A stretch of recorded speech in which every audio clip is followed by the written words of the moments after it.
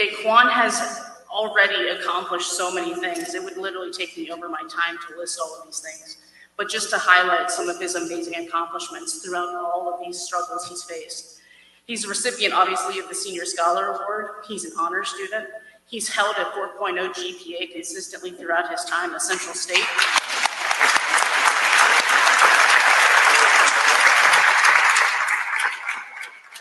As a part of the Honors College, he's earned an academic scholarship.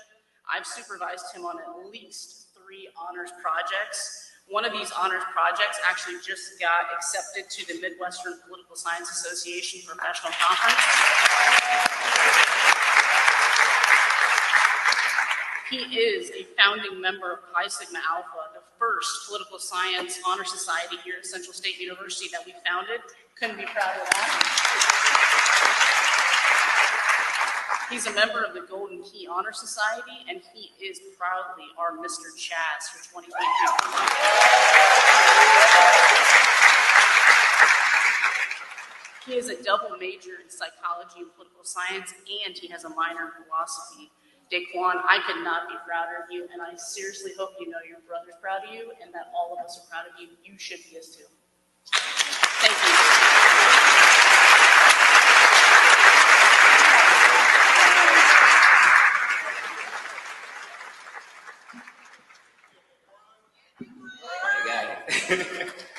I wasn't ready for all that. You're going to get me teared up here like that. Don't do me like that. All right, I'm good. I'm going to hold it together. I'm going to need your time for a little bit, though. Just good morning. First and foremost, good morning. I hope y'all are doing well. I come to you today as a man who knows the meaning of the word failure. For the majority of my life, really, I saw myself as a failure. I had this self-image, almost a self-hatred. Didn't think I was capable of doing great things. Every goal I had really set out for whatever reason, it just didn't work out. And most of the time, I faulted myself, which is where that apologetic nature comes from. I apologize for everything. I'm sorry I did this, sorry I did that. But I'm getting better. I'm working on myself, as we all will. I originally attended school at Wright State University, where I failed, and I needed to drop out of school.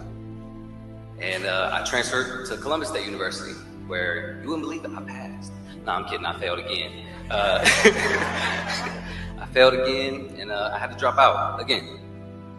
And I knew that I was failing to be the student and man that I knew I was capable of being. It wasn't until I began to learn from my mistakes, reflect on myself, take accountability, and change my perspective on everything that I thought that I knew when my journey of growth began. I'm here before you today, not only because of my successes here at Central State, but because of my failures in life. I'm a transfer from Bowling Green State University. And after attempting to put my name out there and trying to join every group or honor society possible on the Bowling Green campus, I received a letter from the institution telling me that if I wanted further opportunities, that they recommended transfer. So I called my mom that day, and I told her, I was like, hey, Central State, I'm on the way. And here I am 2 years after transferring as a 2-time college dropout. And I stand before you now as a 2023-2024 Mr. College of Humanities.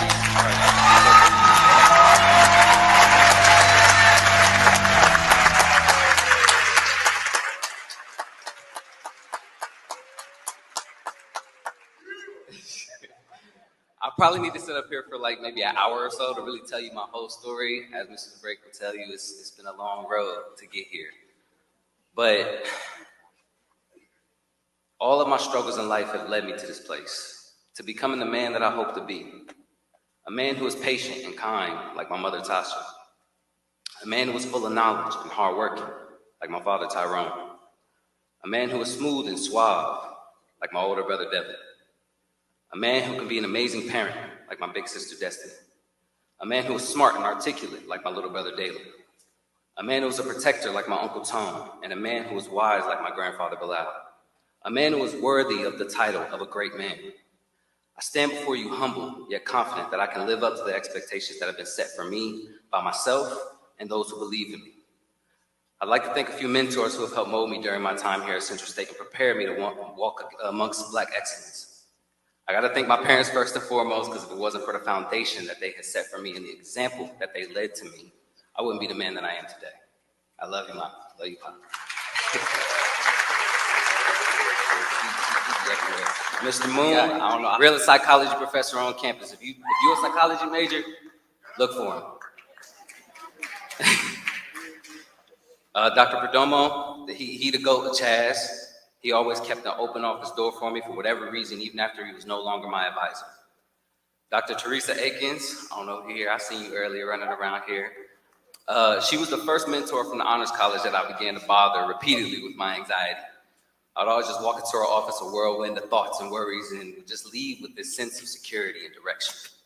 She went above and beyond for me on so many occasions, and I'm forever grateful to you for that. I'd also like to mention quickly State Senator Michelle Reynolds, who fought for me to get into a program that initially rejected me, the Senate Page program.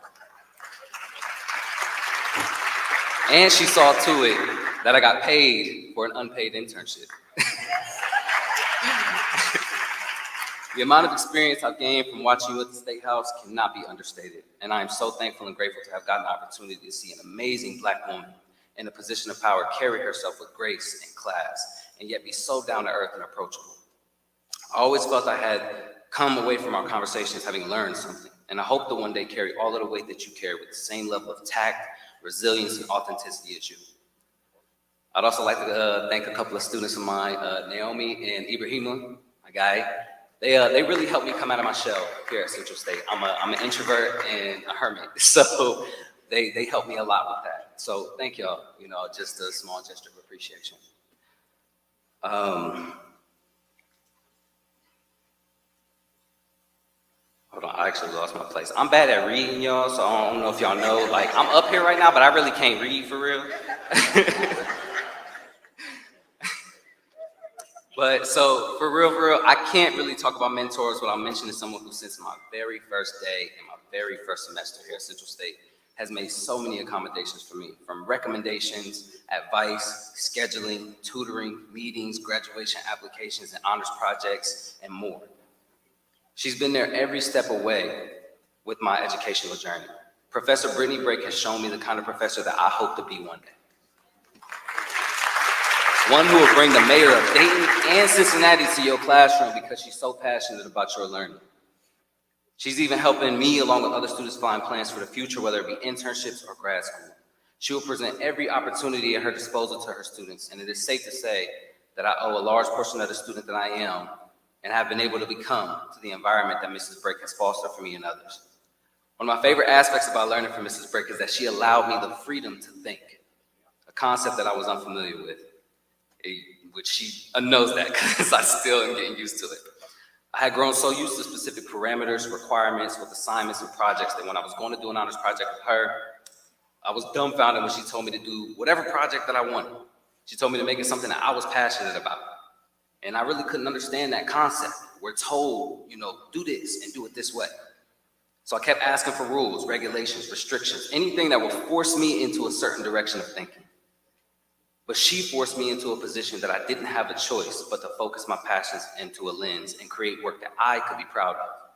And I will impart this knowledge onto those that I teach, as I am a firm believer in teaching you how to think rather than what to think. Thank you doesn't do justice for all that she's done for me and all I have learned from her. But either way, I have to give the humblest of thank yous from the bottom of my heart, Ms. Brake. Thank you. Thank you so much. Lastly, I'd like to thank my big brother, Kiara. Our time together was short, but you've imparted onto me your light and your positivity. You left quite a job for me. I'm kind of mad at you, I ain't gonna lie. But I promise I'll make changes to the system from the inside like I told you that I would. I'll leave you to explore the outside world, and we'll have probably quite the conversation when we meet again, I'm sure. I'm curious about the sights that you've seen, the sounds you might have heard, and the knowledge you might have gained. Curious where you'll go next. For now, I gotta put my curiosity of your misadventures and afterlife aside. Still got a lot to do down here. So I just ask that you be patient with me, big brother. Travel well, Key.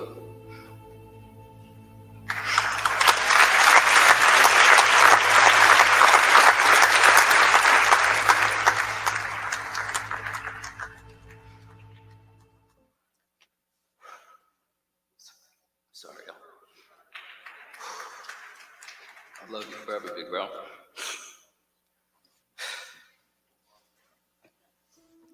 Allow me, if you will, to leave you with a bit of passing knowledge from a man who's wise enough to know himself to be a fool. You might feel like you're supposed to be somewhere else, doing better, further along in life than you are now. But say if you had the power to snap your fingers and be wherever you wanted to be, doing whatever it is that you think you should be doing. I have a feeling you might feel similar to how you feel now, like you're not in the right place or doing the right thing. You can't get so hung up and caught up on where you would rather be that you forget to make the most out of where you are. Take a break from worrying about what you can't control and remember to live your life. My mom likes to say that some of us get so busy living life that we forget to actually live our lives. Science estimates that there have been about 100 billion people who have ever lived on Earth. And the number of people who could exist, based on different gene combinations, is trillions of times larger than that. 100 billion. Think about what that means for a second. What this means is that you are alive right now against unfathomable odds. Now think about that even further beyond the odds of you just being born, to the odds of you being born to the family that you had, and the city that you lived in, and being the person that you are right now. You're breathing air. You get to watch sunsets. You get to gaze into the night sky to see the stars. And most people who could ever exist will never get to experience that. Most people who could exist will never exist. You are as special a living entity as there ever was. Your life is a gift. Don't forget to cherish it. For you are strong, you are capable, you are loved, and you are worthy.